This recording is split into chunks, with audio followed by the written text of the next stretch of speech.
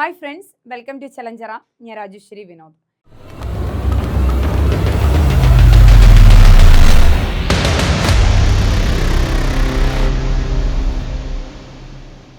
ഇന്നത്തെ ക്ലാസ്സിൽ നമ്മൾ മോർണിംഗ് ചലഞ്ചിൻ്റെ മറ്റൊരു ക്ലാസ്സുമായിട്ടാണ് കാണുന്നത്. നമുക്ക് ക്ലാസ്സിലേക്ക് കിടക്കാം. എന്തൊക്കെയാണ് പഠിക്കാനുള്ളതെന്ന് നോക്കാം.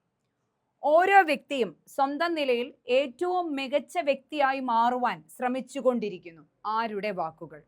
ഓരോ വ്യക്തിയും സ്വന്തം നിലയിൽ മികച്ച വ്യക്തിയായി മാറുവാൻ ശ്രമിച്ചുകൊണ്ടിരിക്കുന്നു. ആരുടെ വാക്കുകൾ? മാനവികതാവാദത്തിന്റെ വക്താവായ കാൾ റോജേഴ്സിന്റെ വാക്കുകളാണ്. കാൾ റോജേഴ്സ്, മാനവികതാവാദത്തിന്റെ വക്താവായ കാൾ റോജേഴ്സിന്റെ വാക്കുകളാണ് ഓരോ വ്യക്തിയും സ്വന്തം നിലയിൽ മികച്ച വ്യക്തിയായി മാറുവാൻ ശ്രമിച്ചുകൊണ്ടിരിക്കുന്നു എന്ന് പറഞ്ഞത് കാൾ റോജേഴ്സ് ആണ്. അടുത്തത്, മനുഷ്യ മനസ്സിനെ മഞ്ഞുമലയോട് ഉപമിച്ചത് ആര്? മനുഷ്യ മനസ്സിനെ മഞ്ഞുമലയോട് ഉപമിച്ചത് ആര്? സിഗ്മണ്ട് ഫ്രോയിഡ് ആണ്. മനുഷ്യ മനസ്സിനെ മഞ്ഞുമലയോട് ഉപമിച്ചത് സിഗ്മണ്ട് ഫ്രോയിഡ് ആണ്. മനുഷ്യ മനസ്സിനെ മഞ്ഞുമലയോട് ഉപമിച്ചത് സിഗ്മണ്ട് ഫ്രോയിഡ് ആണ്. മനുഷ്യ മനസ്സിനെ മഞ്ഞുമലയോട് ഉപമിച്ചത് സിഗ്മണ്ട് ഫ്രോയിഡ് ആണ്. അടുത്തത്, കുട്ടികളുടെ പഠന പ്രയാസങ്ങൾ കണ്ടെത്തി പരിഹാര ബോധനം നൽകുന്ന ശോധകം. കുട്ടികളുടെ പഠന പ്രയാസങ്ങൾ കണ്ടെത്തി പരിഹാര ബോധനം നൽകുന്നു. അപ്പൊ പഠന പ്രയാസങ്ങൾ കണ്ടെത്തണം, ഒപ്പം തന്നെ പരിഹാര ബോധനവും നൽകണം. കുട്ടിയുടെ പഠന പ്രയാസങ്ങൾ കണ്ടെത്തണം, പരിഹാര ബോധനവും നൽകണം. ഇത് രണ്ടിനുമുള്ള ശോധകമാണ് നിദാന ശോധകം എന്ന് പറയുന്നത്. എന്താണ് നിദാന ശോധകം? കുട്ടികളുടെ പഠന പ്രയാസങ്ങൾ കണ്ടെത്തി പരിഹാര ബോധനം നൽകുന്ന ശോധകമാണ് ഏത്? നിദാന ശോധകം എന്നാണ് പറയുക. ഫ്രോയിഡിന്റെ അഭിപ്രായത്തിൽ എറോജീനിയസ് സോൺ താൽക്കാലികമായി അപ്രതീക്ഷിതമാകുന്ന ഘട്ടം ഏതാണ്? സിഗ്മണ്ട് ഫ്രോയിഡിന്റെ ലൈംഗിക വികസന ഘട്ടങ്ങളിൽ എറോജീനിയസ് സോൺ താൽക്കാലികമായി അപ്രതീക്ഷിതമാകുന്ന ഘട്ടം. സിഗ്മണ്ട് ഫ്രോയിഡിന്റെ അഭിപ്രായത്തിൽ എറോജീനിയസ് സോൺ താൽക്കാലികമായി അപ്രതീക്ഷിതമാകുന്ന ഘട്ടം ഏതാണ്? നിർലീന ഘട്ടം. അദ്ദേഹത്തിന്റെ സൈക്കോ സെക്ഷൽ ഡെവലപ്മെന്റിലാണ് കേട്ടോ. മനോലൈംഗിക വികസന ഘട്ടങ്ങളിലെ 5 ഘട്ടങ്ങളിൽ നിർലീന ഘട്ടത്തിലാണ് എറോജീനിയസ് സോൺ താൽക്കാലികമായി അപ്രതീക്ഷിതമാകുന്ന ഘട്ടം എന്ന് വിശേഷിക്കപ്പെടുന്നത്.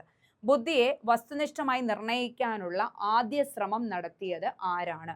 ബുദ്ധിയെ വസ്തുനിഷ്ഠമായി നിർണയിക്കാനുള്ള ആദ്യ ശ്രമം നടത്തിയത് ആൽഫ്രഡ് ബിനെയാണ്.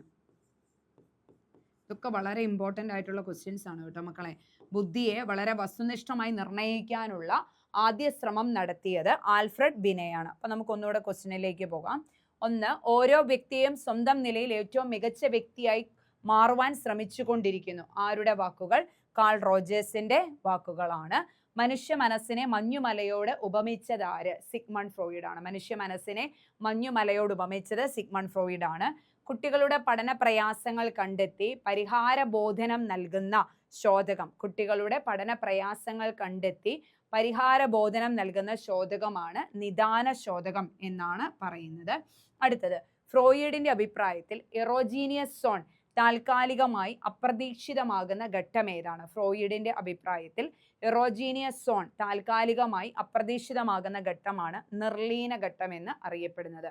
ഫ്രോയിഡിന്റെ അഭിപ്രായത്തിൽ എറോജീനിയസ് സോൺ താൽക്കാലികമായി അപ്രതീക്ഷിതമാകുന്ന ഘട്ടമാണ് നിർലീന ഘട്ടം എന്ന് അറിയപ്പെടുന്നത്.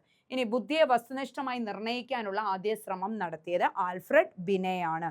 എന്നാൽ അടുത്ത ക്വസ്റ്റ്യൻ, ബുദ്ധിമാനം എന്ന പദം, ഇന്റലിജൻസ് കോഷ്യന്റ് എന്ന പദം ഏറ്റവും ആദ്യമായി പ്രയോഗിച്ചത് വില്യം സ്റ്റേൺ ആണ്. ബുദ്ധിമാനം എന്ന പദം ആദ്യമായി ഉപയോഗിച്ചത് വില്യം സ്റ്റേൺ. ബുദ്ധിമാനം എന്ന പദം ആദ്യമായി ഉപയോഗിച്ചത് വില്യം സ്റ്റേൺ ആണ്.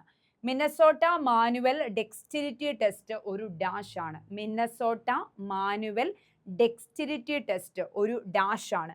ഈ ഡെക്സ്റ്റിരിറ്റി എന്നാൽ കായികക്ഷമത, അഭിരുചി എന്നാണ് മലയാള അർത്ഥം. ഡെക്സ്റ്റിരിറ്റി എന്ന വാക്കിന്റെ അർത്ഥം കായികക്ഷമത, അഭിരുചി എന്നാണ്. അപ്പം മിന്നസോട്ട മാനുവൽ ഡെക്സ്റ്റിരിറ്റി ടെസ്റ്റ് ഒന്നെങ്കിൽ ഉത്തരം വരുമ്പോൾ അഭിരുചി ശോധകം എന്നാകും. അഭിരുചി ശോധകം എന്നാണ്. അല്ലെങ്കിൽ കായികക്ഷമത,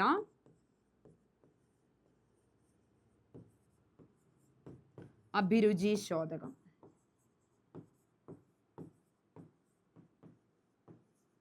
ഒന്നെങ്കിൽ അഭിരുചി ശോധകം അല്ലെങ്കിൽ കായികക്ഷമത അഭിരുചി ശോധകം എന്നാണ് ഏത് മിന്നസോട്ട മാനുവൽ ഡെക്സ്റ്റിരിറ്റി ടെസ്റ്റ് വിളിക്കുന്നത്.